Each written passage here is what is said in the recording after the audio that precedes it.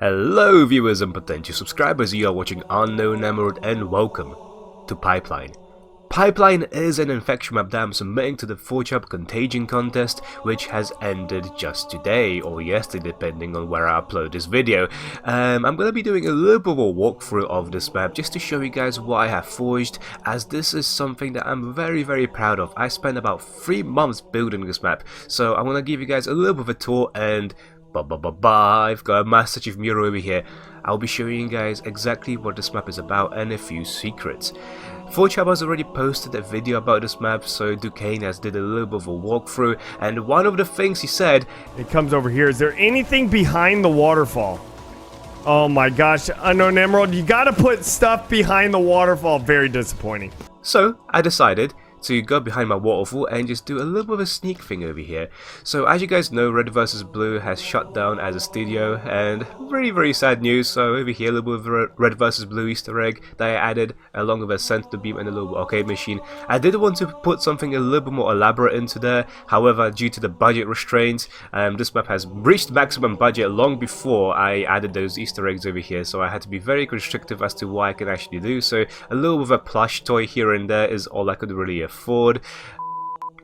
Now the humanity, the people that we want to survive against the infected horde, half of them will spawn in this room over here and the other half will respawn over here. There are some rounds where all humans will spawn in one room and some in the other. I did a little bit of a 50-50 mishmash, so every single round is going to be slightly different. So one round you might spawn in this room over here and the other round you might spawn in the room next door, just to mix it up a little bit. I didn't want it to feel too stale too fast when you play infected. If it ever makes it into matchmaking, I don't want people to be spawning in the same area over and over again, because you know things do get stale after a while.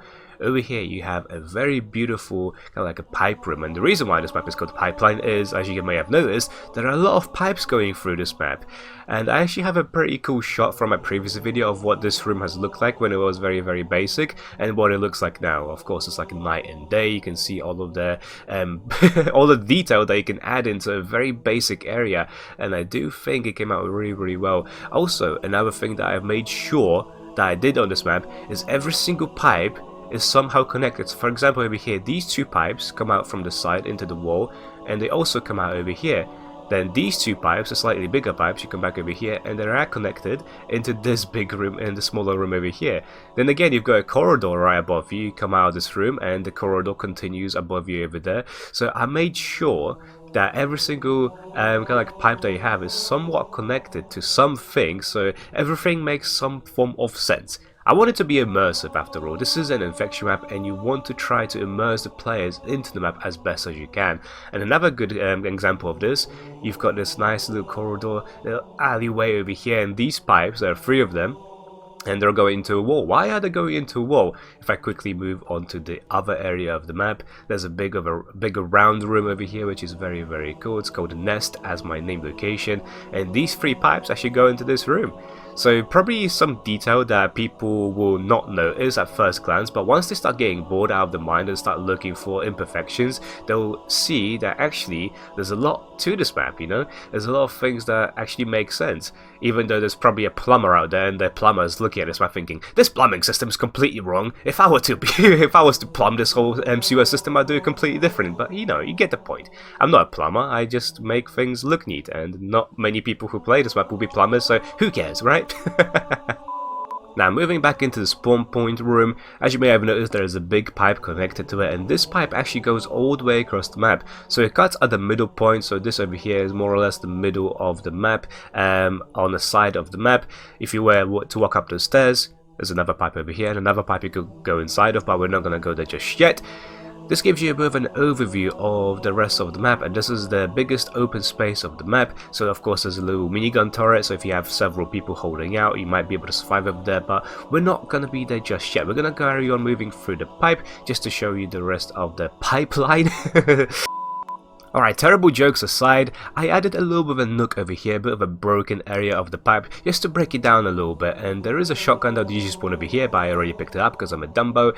And I do like the broken effect. It's not just a straight pipe going all the way across. As you walk around, you see this and you're like, oh, what's over here? And you go in and you grab the little shotgun, and of course the water is flowing out into the distance, into the further point of the cave, which you do not have access to because there's no point of you going over there. Now, as you walk outside of the pipe, you first notice the big beautiful yellow cable car that would take you all the way across. However, the cable car is broken and it's not going to go anywhere, so you're kind of stuck over here and you have to think to yourself, well, this is my life now, I have to live inside of the sewer system, right? You look outside and you see this beautiful environment, the beautiful cave system that you're trapped inside of, and I added a lot more detail from the previous time that this map has been shown around, so there's a lot more foliage, a lot more rocks, and a lot more effects to kind of indicate that this map is a living map. There are things walking around the map, there are things trying to live outside of the map, you know. It always is important to add those immersive points of the map into your environment, just to kind of give players a little bit more things to look at, you know. You're supposed to create an environment that looks realistic, that looks like a real kind of like place out of the world. Now, quickly moving back to the intersection over here, if I quickly just walk down into this little spot, this is a one-way entrance. I did think about making this an openable door, however, I chose not to do that.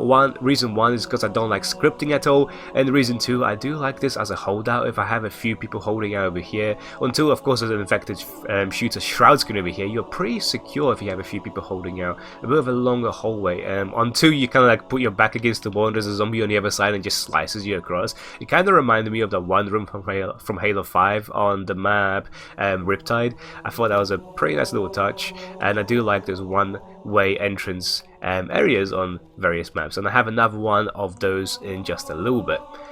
Now, going back from the intersection, you can move up the stairs over here. This brings you into kind of like a little nook area where, literally it's called a nook on my named locations. And this is just kind of a little spawn pocket. Survivors are not supposed to survive over here. Infected are supposed to spawn over here and kind of go out into the rest of the map. However, if people do choose to hold out over here for some reason, they can, you know. I'm not restricting people at all. However, the other little one-way entrance room that I mentioned is just over here, the little boiler room in this section. You can go inside, and there's a rocket launcher that you can grab. The rocket launcher only has 2 shells until you become the last one standing, which gives you unlimited ammo, because I did not want people holding over here to have too much of a leeway. So if the rocket launcher had 4 shots and there were only like 2 infected trying to get them, then it would be a little bit annoying to have to go through all those rockets first before they could get inside the room, because if you shoot the rockets out of the room, you know, there's a lot of splash damage. I know it's a little bit loud, I do apologize, and I broke everything around this area. Oh, my beautiful aspects are broken. No, the extinguisher, no. Whoopsie daisy. But yeah, I did not want to give the survivors too much of a leeway against the infected straight off the bat.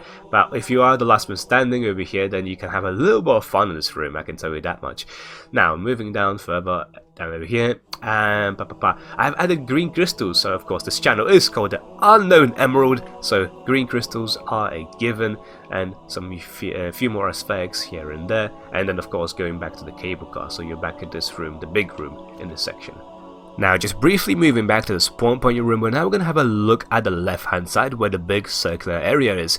Now, this big circular area is actually an intersection which connects you to the other main points of the map. So it connects you to the spawn point room, obviously. It connects you to the big funnel, the big open space over here, where the nice turret is for you to hold out by. And also connect you to the other holdout of the map, which is over here. Now, this holdout is again very similar to the other one which you saw earlier, which is a one-way entrance room. You can't go through over here, even though it might look like it a bit. You might think, oh, there's a tunnel there, I want to go, but you cannot. You're trapped in here, you're trapped, I tell you. And this is a nice little holdout if you have a few people available for you. So the infected can come at you from this tunnel over there. Obviously, they can go through this little staircase over here. And if they're fast enough, if you don't react, of course the infected can very easily get you if you're not paying attention, even for a split second. Now going downstairs from this holdout location, it brings you to a little vent as well as a side tunnel. We're quickly going to look at the vent. So the vent has a green light just to indicate that you can go in here, and there's a little pistol over here for you to grab if you want to get a little bit of ammo. There is also a side tunnel in this section, and this is more of a kind of like spawn location again for the infected. However, there is a convergence bulldog that you can grab if you choose to take a more powerful version of a shotgun. However, again, this is mainly supposed to be a spawn pocket for infected, but you can hold out over there if you choose to do so. Again, side aesthetics, very important to add things onto your map on the side if you have the spare budget to do so. Now, going back to the main area of the map, you may have noticed this big pipe going all the way through the top. We're gonna quickly go inside of the pipe and show you a couple of Easter eggs over there as well, because I did add a few sneaky little bits as I like to do. So also a sniper rifle for you to grab. This is a variant sniper rifle, so it's a 2-shot into the body, however it's a 1-shot headshot. This weapon is not the greatest for infection, however if you're far away from the infected, like for example if they're on one side of the map and you're on the other, you can very effectively use this weapon to your advantage. Now moving back to the pipe that goes through the top of the map, there are a few cans over here spread around. If I move to the right, this brings you to the nook which I showed you a few minutes ago, which is also a spawn location for the infected.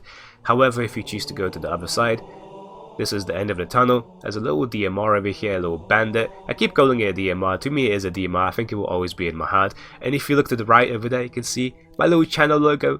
A little sneaky Easter egg. I had to add that in because, you know, I've got ego issues, right? Now, I hope you guys enjoyed my little walkthrough of the map pipeline. I do hope it makes its way into matchmaking in a few months time, because the infection playlist at the moment is very stale and it needs infection maps. And from the contest by Forge Hub, there have been quite a few decent submissions into that contest, so hopefully we'll see a few of those make their way into matchmaking in a little bit of time. However, this has been it for this video. I do hope you guys enjoyed it. If you did, make sure to give it a like, subscribe if you haven't already, and I'll see you guys next time. Take it easy.